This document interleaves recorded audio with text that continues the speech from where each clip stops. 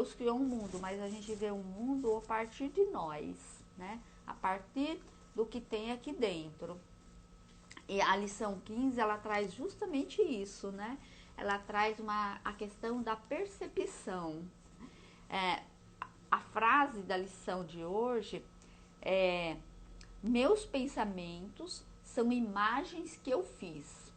Meus pensamentos são imagens que eu fiz. Vocês já perceberam que a gente pensa em imagens? Tente olhar teus pensamentos. A gente normalmente a gente pensa em forma de imagem. Quando a gente pensa em fazer alguma coisa, em ir para algum lugar, é uma sequência de imagens, né, que aparece em forma de pensamento. E essas imagens, né, essa lição vem mostrar para a gente como essa imagem é construída, né? Essas imagens são construídas e fazem parte da gente. Então, é um processo, né, que ocorre ao longo do tempo. A gente já nasce com algum conhecimento, né? Isso faz parte, assim, do nosso conhecimento, que tem o conhecimento que é inato e o conhecimento construído. O conhecimento inato é aquele conhecimento que a gente já nasce com ele. Então, para a gente sobreviver, a gente tem que transmitir, né, os conhecimentos. É por isso que a, avança, né? O conhecimento avança, não começa sempre do zero. Então a gente aprende e transmite, aprende e transmite. Então a gente já nasce com uma série de conhecimentos que é transmitido pelo próprio DNA, né? Quando a gente nasce do nosso pai e da nossa mãe que se juntam. E daí a gente começa, né, o nosso aprendizado a partir da que a gente é gerado. Desde quando a gente é uma célula, começa a reproduzir, já começa o nosso aprendizado a partir das nossas sensações, a partir do que a gente, das nossas interações com o mundo. Primeiro com o mundo interno, dentro da mãe, depois com o mundo externo. Só que, e tudo isso vai construindo uma base de dados dentro do nosso cérebro. E é essa base de dados que o nosso cérebro utiliza para a gente ver, né? Para a gente pensar, para a gente ter uma percepção do mundo, né? Das pessoas, das coisas de uma forma geral. Então, a percepção é um construto, né? Uma construção mental. Então, a gente vai construir. Por que a gente vê coisas diferentes, né? Se a gente pega uma pessoa aqui no Brasil, uma pessoa que tem uma vida muito diferente, né? Que vive numa sociedade bem diferente, por exemplo, uma tribo da África, ou se não né, em outro país que tem outra sociedade, outra educação, tudo. Então, em algumas coisas a gente tem formas de ver muito diferente. Por quê? Porque essa base de dados, né, que nós temos não é a mesma. Então a gente olha para um fenômeno e a gente vê coisas diferentes no mesmo fenômeno. Então, isso é interessante a gente pensar, né? Que a gente não vê a realidade em si, mas a gente faz tudo, né? Toda a realidade é uma construção mental, toda a percepção da realidade, né? É uma construção mental, porque isso tem um poder, né? Dentro terapêutico muito grande. Porque o que nos fragiliza? O que nos dá medo? Por que a gente se sente mal muitas vezes, né? A gente se sente mal porque a gente começa a perceber as coisas como dando valores. Isso é bom, isso é ruim, isso é certo, isso é errado. E a partir disso, a gente faz uma cobrança, uma autocobrança, uma cobrança do outro, e a gente fica mal, né, com as coisas que a gente significa. E quando a gente desapega disso, a gente tem essa consciência, né, que isso é uma construção mental, que isso não é a realidade, que existem outras formas de significar aquele evento, eu me liberto. Ou seja, eu não me sinto, né, mais tão mal com isso. Então, acaba se minimizando, né? Isso acaba minimizando o meu sofrimento. Por exemplo, às vezes a gente passa perto de uma pessoa, aquela pessoa não fala com a gente. É uma pessoa muito querida, que faz tempo que eu não vejo e tal. E a gente fica com vários pensamentos. Nossa, aquela pessoa não falou comigo. O que será que aconteceu? Eu fiz alguma coisa e eu fico chateada.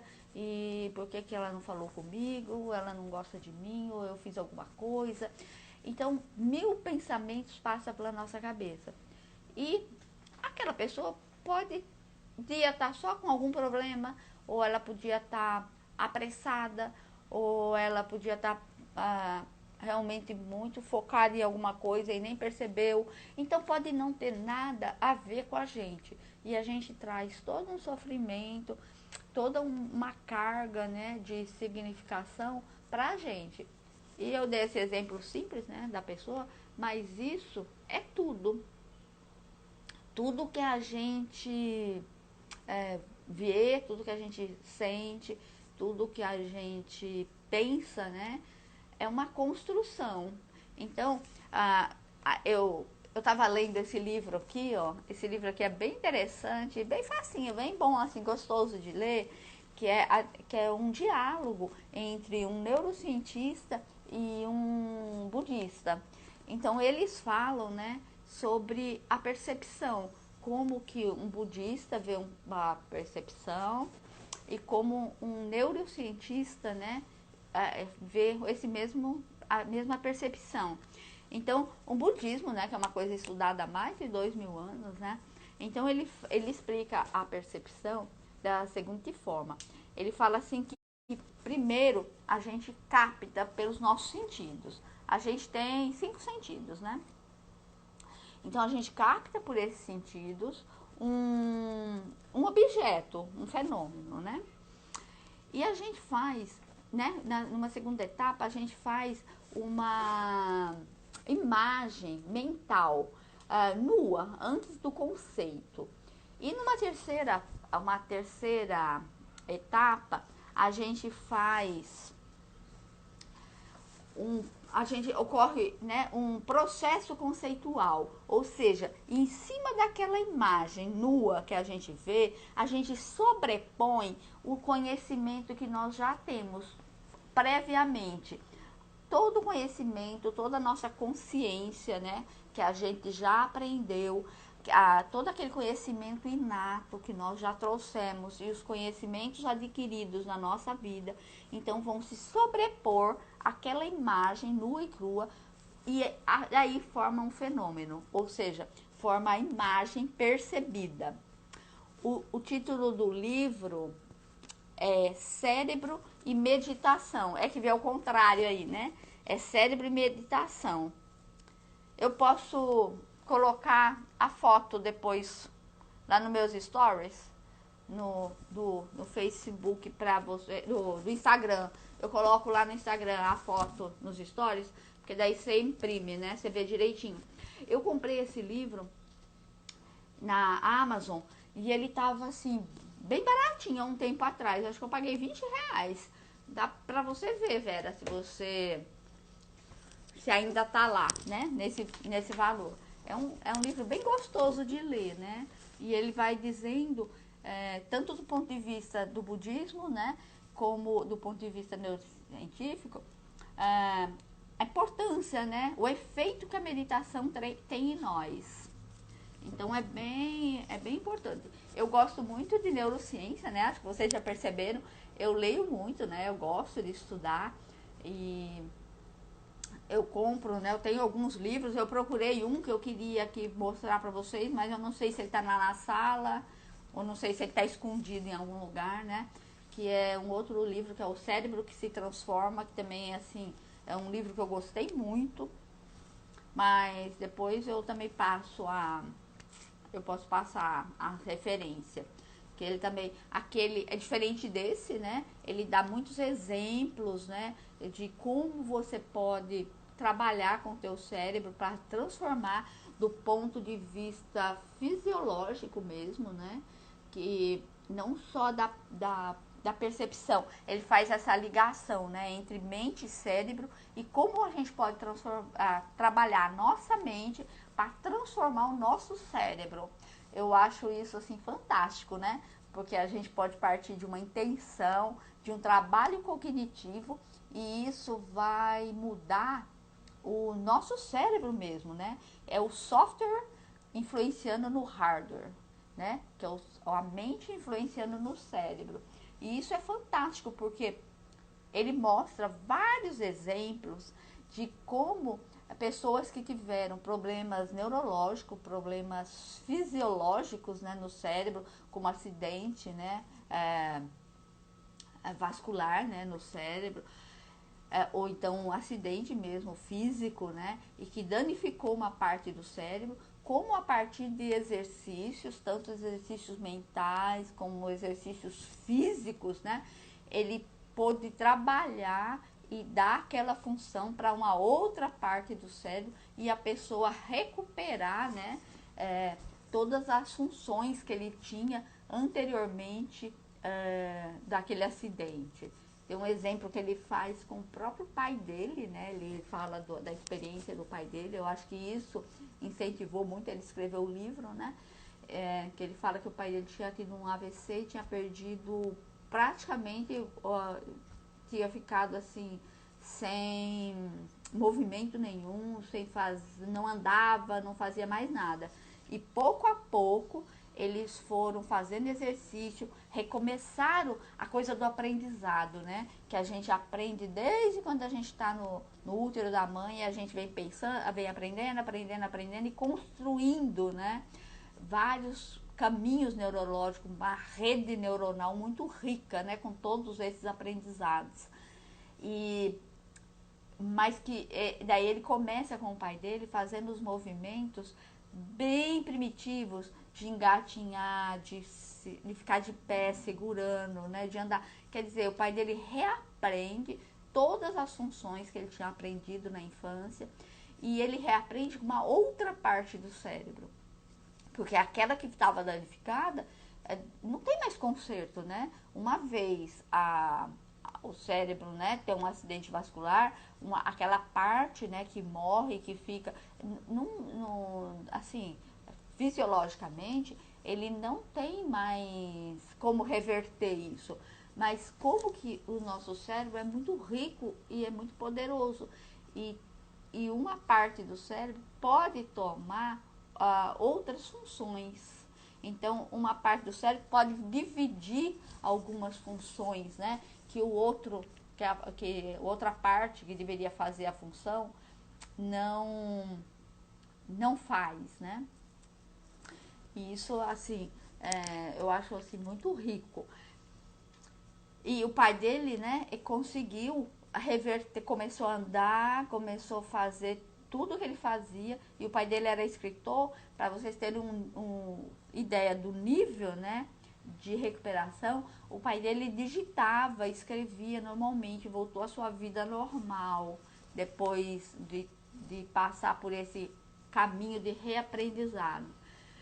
E quando ele morreu, eles fizeram a autópsia, né? Como ele é neurocientista, eles fizeram a autópsia do cérebro e eles mesmos não acreditavam como que estando com uma parte do cérebro tão grande, com uma lesão tão grande, ele conseguia fazer tudo o que ele fazia. Então, na verdade, né, o quanto que ele pôde, outras partes do cérebro pegou a função, né, daquela que tinha lesionado.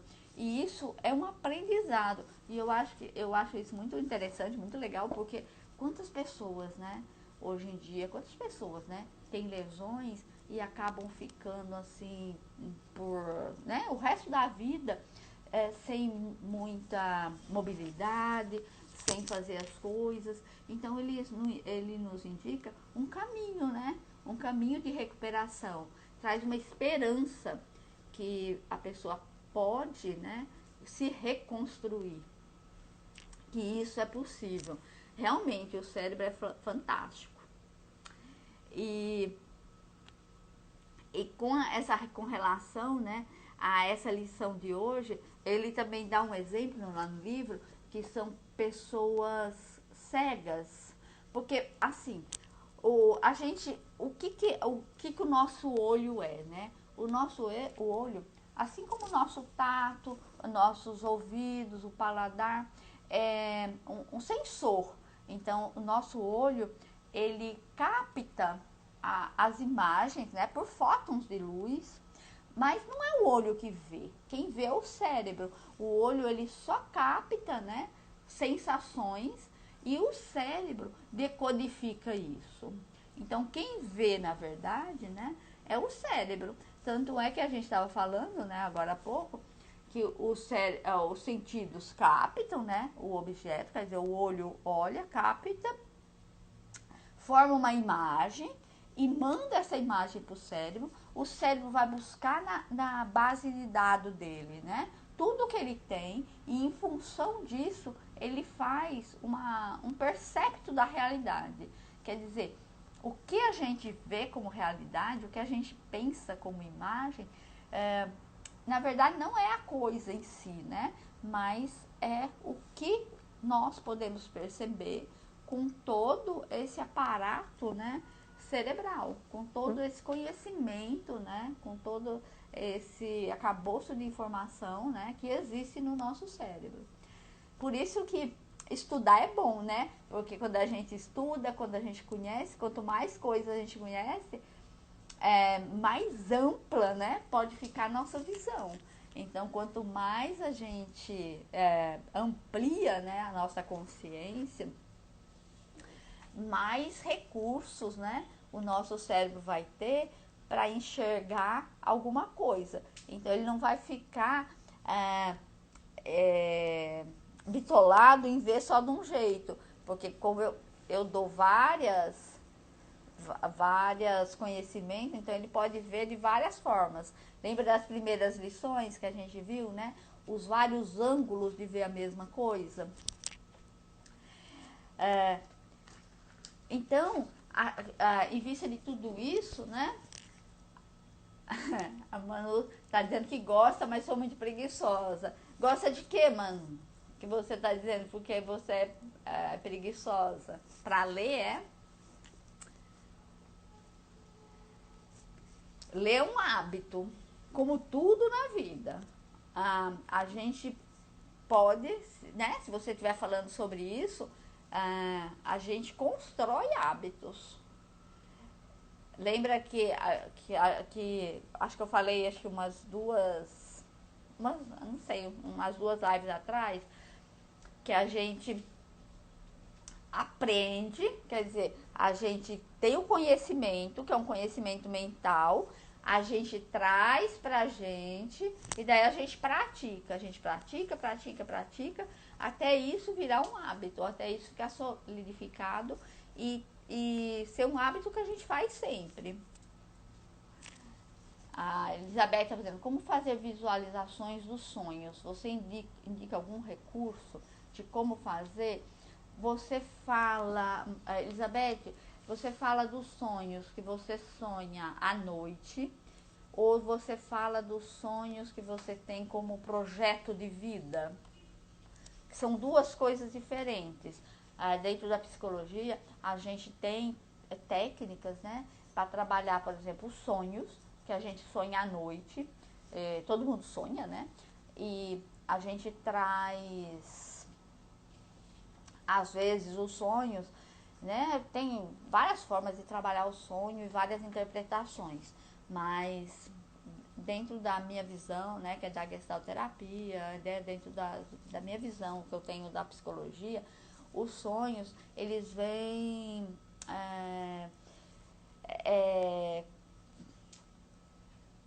como que eu vou dizer? Eles vêm trabalhar alguma coisa que ficou pendente, né, na nossa vida. As gestaltes abertas, que podem ser tanto do dia a dia como do passado. Então a gente pode trabalhar com os sonhos que a gente tem à noite, principalmente para ter a consciência, né, do que tá lá dentro, do que tá aqui dentro da gente. Porque, sabe esse conhecimento que eu tava falando? Eu já te respondo, Elizabeth. Esse conhecimento, tanto o conhecimento inato como adquirido, a gente vai adquirindo o conhecimento desde quando a gente está dentro da barriga da mãe e quando a gente nasce e tal, né? Só que a gente tem dois tipos de conhecimento: o conhecimento implícito e o conhecimento explícito. O conhecimento implícito é aquele que a gente não tem consciência. A gente tem, faz parte do nosso arcabouço de conhecimento, mas a gente não tem consciência dele. Por quê? Porque ou veio junto, é inato, ou então a gente essas experiências que deram origem a esse conhecimento, a gente era muito pequeno e a gente não tinha aparato cognitivo desenvolvido